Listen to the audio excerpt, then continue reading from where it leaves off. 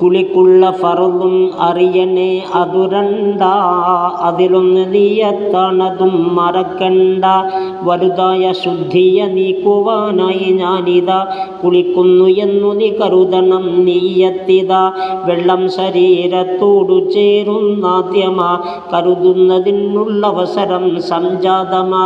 വെള്ളം ശരീരം മുഴുവനും ഒഴുക്കേണ്ടതാ, കുളിക്കുള്ള രണ്ടാം ഫർളിതെന്നറിയേണ്ടതാ.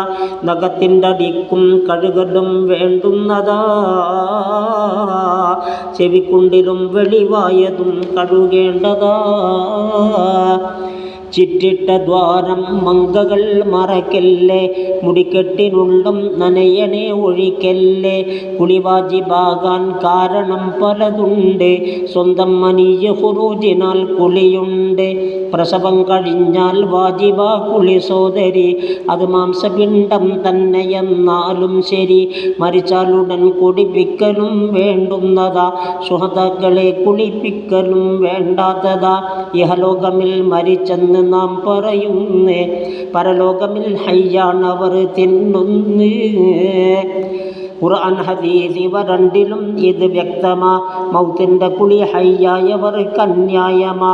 ഹൈളും നിഫാസ് ഇവ രണ്ടിനാൽ കുളി വേണ്ടതാ, സംയോഗം ചെയ്താലും കുളി വുജൂബാകുന്നതാ.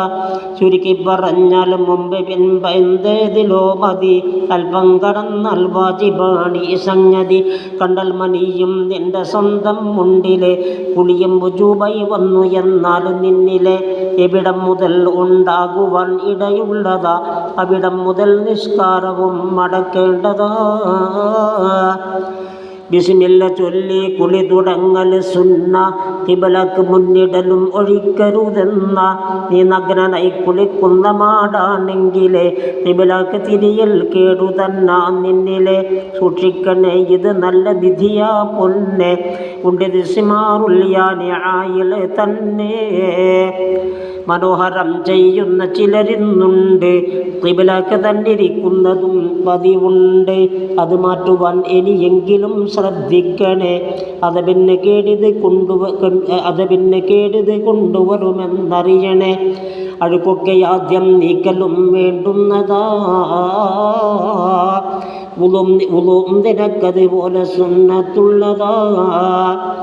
ചുളുങ്ങിക്കിടക്കും സ്ഥാനവും സൂക്ഷിക്കണം, രോമച്ചുവട്ടിൽ കൈവിരൽ ഓടിക്കണം.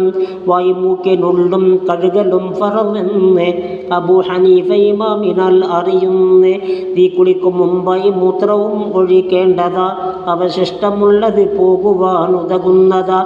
ഒഴിക്കേണ്ടതാ സംസാരവും തോർത്തുന്നതും, ആവശ്യമായ ദോഷമില്ലല്ലതുമിതും.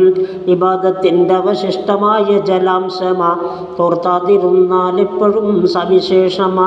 വുളുവിൻ്റെ ശേഷം കുടയലും നന്നല്ല, അതുപോലെ നീ തോർത്തുന്നതും ശരിയല്ല.